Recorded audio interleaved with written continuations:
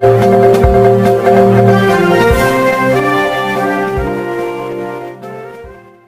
के Indian medical association के मैदान में भाजपा ओबीसी मोर्चे के समारोह का आयोजन शाम 4 बजे अब्दुल खालिद रशीद प्रदेश सचिव ओबीसी मोर्चा ने किया।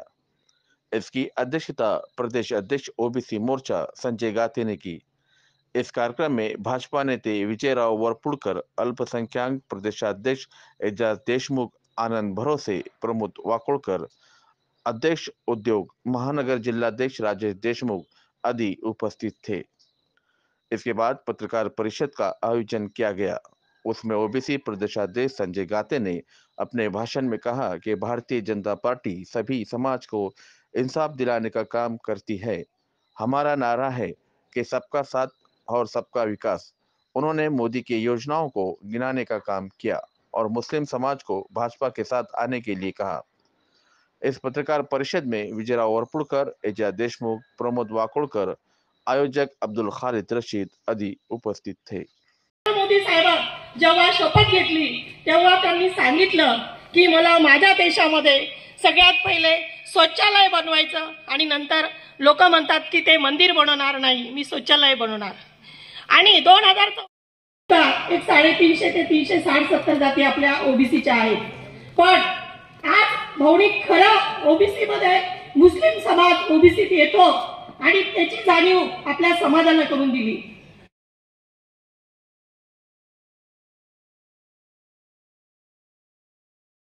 माझ्या सगळ्या महिला बहिणी, आई, मावश्या आज पुरुषांच्या खांद्याला खांदा लावून 50% इथं उपस्थित झाल्या। त्याबद्दल एकदा सगळ्यांनी माझ्या बहिणीसाठी टाळ्या वाजवाव्या। कारण मोदीजींचं स्वप्न होतं, मी जात पात बांधणार नाही, सबका साथ, सबका विकास, सबका विश्वास आणि सबका प्रयास। सबका साथ आहे, विश्वास आहे, पण तुम्हाला मिळणाऱ्या योजना जर मिळवण्यासाठी आमच्यासारख्या लोकांनी जर प्रयास केला नाही, प्रयत्न केला नाही तर तुमच्यापर्यंत कशा पोहोचतील। जेव्हा राजीव गांधी पंतप्रधान होते तेव्हा दिल्लीतून 1 रुपया पाठवला तर तुमच्यापर्यंत 20 पैसे 10 पैसे यायचे। पण नरेंद्र मोदीजींचं सरकार आलं, त्यांनी बघितलं माझ्या माय बहिणींच्या गरीबाचे बँकेत खाते नाही। आपण जेव्हा केंद्रातल्या सेंट्रल बँक असेल, नॅशनल बँक पण असेल, त्या बँकेत जात होतो, एखाद्या भिकाऱ्याला जसं बाहेर थांबवतात तसं आपल्या लोकांना ते थांबवत होते। बँकेत साधं खातं आपण उघडत नव्हतं, पण मोदीजींनी बघितलं माझ्या गरिबांना मला द्यायचं असेल, त्यांच्या ताटात घास टाकायचा असेल तर तुम्ही दिलेला पूर्ण पैसा माझ्या गरीबाच्या घरी पोहोचला पाहिजे। म्हणून तुमचे सगळ्यांचे त्यांनी जनधन खाते खोलले। लोक हसत होते, मोदीजी काय करताय, बँकेत खातं खोलताय। लोक विचारत होते काय करणार तुम्ही बँकेत खातं खोलून। तेव्हा 500 ते 1000 रुपये बँकेत खातं खोलायला स्टेट बँकेत लागत की तुम्हाला 20 वर्षांना 2 लाख मिळतील। पण मोदीजींनी 12 रुपयाचा विमा आणला। तुमचा मुलगा कुठे रस्त्यावर जात असेल, त्याचा कधी अपघात झाला तर तुमच्या घरी 2 लाख रुपये मिळतात। मॅडम, महानगर महिला जिल्हाध्यक्ष वेगवेगळे विषय मोदीजींनी कमी पैशामध्ये तुमच्यासाठी आणले। महिलांसाठी गॅस नव्हता, सगळ्या महिला उच्च घराण्यातल्या शहरातल्या महिला गॅसवर स्वयंपाक करायच्या, पण माझ्या ग्रामीण महिलांना गॅस नव्हता। मोदीजींनी सगळ्या गरीब महिलांच्या घरी मोफत गॅस वाटप केला। सगळ्या ज्येष्ठ महिलांचे पैसे ज्येष्ठ नागरिक म्हणून देण्यासाठी सुरुवात केली। तिथं सुद्धा कोणालाही मध्ये पैसे खाता येणार नाही असं काम केलं।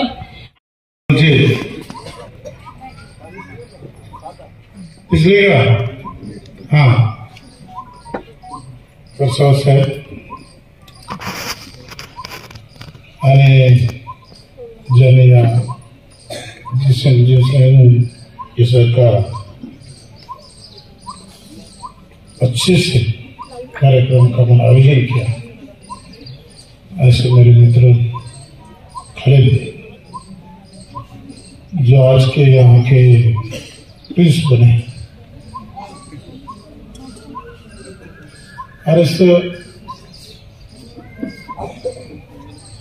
जो भारतीय जनता पार्टी के लिए अलग अलग अफवाहें उससे फैलाई जाती है। वो अफवाह कैसी है कि भारतीय जनता पक्ष ये मुस्लिमों के खिलाफ। लेकिन जो भारतीय जनता पक्ष का ब्रीद वाक्य है, जो मेन है, वो है सबका साथ सबका विकास। चाहे कोई भी जात का, मुस्लिम हो, हिंदू हो, क्रिश्चियन हो, लेकिन कांग्रेस वाले ने जानबूझकर ये फैला दिया है, जानबूझकर ये भी फैला है कोई एनआरसी वगैरह लाने वाले हैं और हमारे मुसलमानों को बाहर निकालने वाले। ऐसा कभी हो सकता है? 25 करोड़ जनता आज मुस्लिम की इंडिया में, और हमारे मोदी साहब को यदि करना था तो आपको राशन अलग मिलता, हिंदू को राशन अलग मिलता, ऐसी कोई बात है? जब उनको करना था तो हिंदू को मकान मिल रहे हैं, मुस्लिम को मिल रहे नहीं, ऐसी कोई बात है? जब उनको करना था तो एजुकेशन में जब फीस मांग होती है वहां समाजों को मिलती है। खाली कांग्रेस का काम है अफवाह फैलाना और जाति जाति में दंगल लगाना। मुझे आप बोलिए, हम ये 10 साल में कहीं बॉम्ब स्फोट हुआ? सोचिए इस बार, जब शांति से इंडिया जग रहा है, भारत जग रहा है, तो उसके लिए सिर्फ आपको बीजेपी के साथ रहना है, दूसरा कोई नहीं। क्या कहते हैं? कहते हैं ओबीसी के बारे में हमारे फडणवीस साहब बोलते हैं, जिसके साथ ओबीसी का साथ, जो ओबीसी का साथ करेगा वो ये देश पे राज करेगा। इसका मतलब ऐसा ही नहीं कि हम किसी अलग जात के लिए दुर्व्यवहार करें या अलग सोचे, ऐसा नहीं है। जब हम सोचते हैं कि इंडिया की तरक्की कितनी होनी चाहिए, कहां था भारत, कहां था इंडिया? आज दुनिया के 5वें पायदान पे आज इंडिया, और वो सिर्फ मोदी साहब की वजह से। ये भी आपको सोचना है। जो भी इधर से आएंगे, मैं दावे के साथ बता, एक मुसलमान के हक पे धक्का नहीं लगेगा, क्योंकि इंडिया के मुस्लिम के लिए ये नहीं है, ये गलत अफवाह। हम सोच रहे हैं खालिद भाई 8 साल से बीजेपी में, मेरे से बहुत सीनियर है, मैं तो 2 साल हुए, 8 साल से मुझे बोल रहे थे, बहुत बोले प्रोग्राम लेना था, कैसे लगे, कोई साथ ही नहीं देता। खालिद भाई आप आगे बढ़ो, जो भी प्रोग्राम है इससे दुगने करके बताएंगे हम। भाजपा वाले हम कांग्रेस वाले झूठे नहीं है। ये सब बातें हैं। और सबसे इम्पोर्टेंट, मेरी सब बहनें माता बड़ी तादाद पे यहाँ बैठी है, मैं आप सबका शुक्रिया अदा करता हूँ। मेरे ये सब नौजवान, उनका भी मैं शुक्रिया अदा करता हूँ। और सबसे जो मौलाना, जो सदर है, उनका भी शुक्रिया अदा करता हूँ। और मैं ओबीसी की तरफ से और हमारे तरफ से ये कहना चाहता हूँ कि जो मौलाना की पगार है वो 4-4 महीने नहीं मिलती है, मुझे सुना। उसके बारे में आपको हम बोलेंगे कि ये महीने को महीने पगार हो जाए, उसकी हम व्यवस्था करेंगे, हम डेलीगेशन देंगे और बॉम्बे में जाके उसके लिए हम कोशिश करेंगे। उसमें बहुत दिक्कतें हैं, वो भी अपन बाजू कर देंगे। ये सबसे बहुत जवान में यहाँ मेरा बच्चा बैठा है, जिसका मैं नाम लेना भूल गया, शशि वड़कुते साहब, मेरे को साहब बोलना पड़ेगा, आगे बड़े पद पे मैं तो कार्य करता हूँ। तो सब ऐसी बातें है, तो आपने सबने हमको खुदा से साथ दे, इसलिए आपको शुक्रिया करता हूँ। और ज्यादा से ज्यादा कर अभी पोजीशन कैसी इंडिया की जितने भी इलेक्शन हुए उसका सर्वे जो हुआ है, तो उसका सर्वे ऐसा है कि 14% मुस्लिम के वोट बीजेपी को गिरे। लेकिन मैं आपके मुताबिक मैं बहुत बताना चाहूंगा कि परभनी में हम 40% वोट बीजेपी को मुसलमान को दिए दावे के साथ। और इसलिए आपका सबका शुक्रिया, धन्यवाद। भारत माता की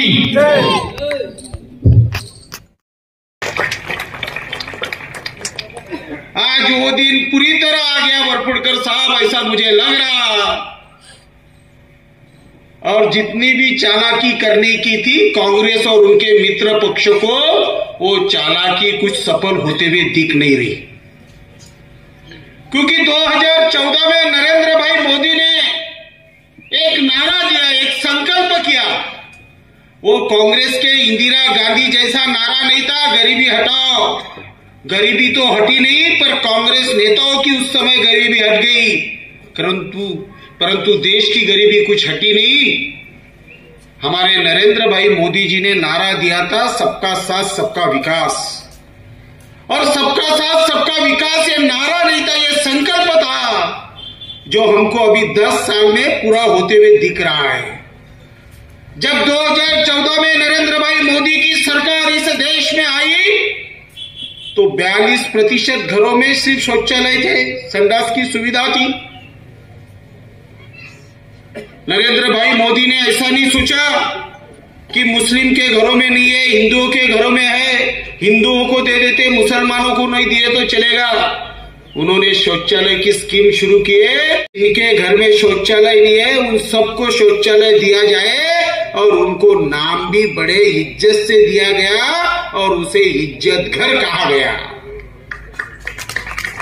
क्योंकि हमारी मां बहनों की इज्जत सड़क पे हमको नहीं लानी थी, जो कांग्रेस ने 65 साल में जो कांग्रेस ने हमारी मां बहनों की इज्जत सड़क पे लाई थी, हमने उस मां बहनों को इज्जत शौचालय के रूप में इज्जत घर दिया। हमने सोचा नहीं जनधन खाते सभी के लिए खोलने चाहिए। मोदी जी ने ऐसा नहीं कहा कि ये लोगों को, बैंक के अधिकारियों को, मैनेजर को ऐसा संदेशा या चिट्ठी नहीं लिखी कि ये समाज के लोग आए तो ही खाता खोलना, ये समाज के लोग नहीं आए तो खाता नहीं खोलना। सभी समाज के लोगों के लिए उन्हें जनधन खाते की सुविधा करा दी। आज देश में 50 करोड़ महिलाओं के जनधन खाते खुलवाए गए। या बहनें हमारी बैठी है, उनको पता होगा कि कोरोना काल में सबके खातों में 3 बार 500-500 रुपए मोदी सरकार ने जमा किए थे। ताकत और नियत कोई रखता है तो भारतीय जनता पार्टी और नरेंद्र भाई मोदी रखते हैं। इसलिए मैं आप सबसे इस बार समर्थन मांगूंगा। आपको इस बार मेरे आवाज में आवाज मिला के एक बार एक परभनी शहर में भी अपनी आवाज गूंजनी चाहिए कि फिर एक बार, फिर एक बार, फिर एक बार भारत माता की।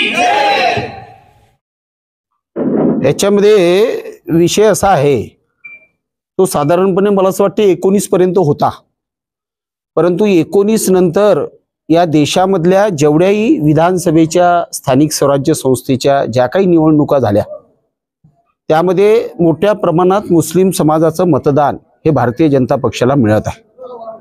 आणि 2014 पासून नरेंद्रभाई मोदींनी जो सबका साथ सबका विकास हा संकल्प घेऊन या देशाचा राज्यकारभार सांभाळला, तर शौचालयाच्या स्कीम पासून जनधन खात्याची योजना असो, उज्ज्वला गॅस कनेक्शन असो, प्रधानमंत्री आवास योजना असो, स्टार्टअप असो, मुद्रा लोन असो, शेतकरी सन्मान योजना असो, की आयुष्यमान भारत योजना असो, विश्वकर्मा योजना असो, या सगळ्या ज्या योजना आहे यामध्ये कुठेही जातीचा आधार त्यांनी धर्माचा आधार घेतलेला नाही.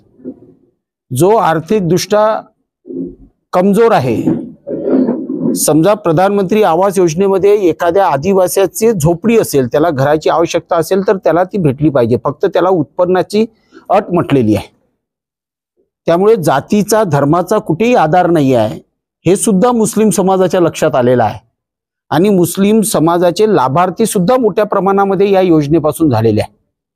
त्यामुळे मुस्लिम समाजामध्ये सामान्य मुसलमानामध्ये संभ्रम नाही आहे, मुस्लिम समाजामध्ये संभ्रम निर्माण करण्याचं काम काँग्रेसचे नेते करत आहे. परंतु सामान्य मुस्लिमाच्या मनात तसं काही नाही आहे.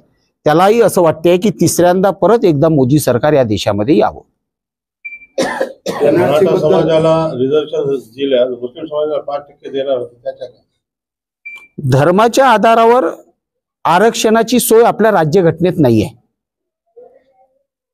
त्यामुळे साधारणपणे जो मुस्लिम समाजामधला जो घटक आहे, पिंजारी असेल, ज्याला काय म्हणतो आम्ही कसाब म्हणतो, कुरेशी असेल, बागवान असेल, असे जे काही आहे साधारणपणे मला वाटते 52-53 आहे, 37 असे मुस्लिम समाजातले लोक आहे की ज्यांना ओबीसी मध्ये आरक्षण मिळते. त्यामुळे त्यांना ओबीसीचं आरक्षण मिळणार आहे. परंतु ज्यांना आरक्षण मिळत नाही, आर्थिकदृष्ट्या मागासलेले आहे, असे सगळे लोक ईडब्ल्यूएस मध्ये आरक्षण घेऊ शकतात. कोर्टाने सांगितलं होतं की 5% शिक्षण मध्ये द्यावा, कमीत कमी शिक्षणासाठी द्यायला पाहिजे. नाही, या बाबतीतला जर असा काही कोर्टाचा आदेश असेल तर आमचं सरकार आगामी काळामध्ये काहीतरी विचार करेल. एक गोष्ट आहे, आपण ओबीसी साठी इतकं संघर्ष करावं की लढाई लढावी. मी all India Muslim OBC organisation मध्ये 25 वर्ष जिल्ह्याध्यक्ष. त्यावेळेस कोणत्याही समाजाचं जातीचं वैधता प्रमाणपत्र करण्यासाठी टाकतात आपण, त्यावेळेस कोणत्याही कार्यकर्त्याची तिथे चालत नाही. तुमचे अधिकारी जे आहेत ते दलालामार्फतच काम करतात, त्यांच्यावर काय होतात होणार नाही. कारण की सामान्य नागरिक गेलं तिथे जो होळसाळपणा होतो, पैशाची लूट होती, भ्रष्टाचार होतो, तिथं मी सध्या पाहत आहे. त्याबद्दल सरकार त्याच्यावर काय करायचं? जी पहिली प्रथा होती त्या चालू राहणार का? ठीक आहे, तुमचं या बाबतीतला काय अनुभव आहे माहित नाही. माझ्याकडे दर महिन्याला 8-10 फोन येतात व्हॅलिडिटीच्या बाबतीत. 8-10 लोकांचे कामं येतात माझ्याकडे. मी तिथला जो काही समाज कल्याण अधिकारी व त्यांचा पॅनलचा कोणाला तरी फोन करतो आणि त्याच्यामध्ये जर काही टेक्निकल त्रुटी नसेल तर ते होऊन जातात, करून देतात.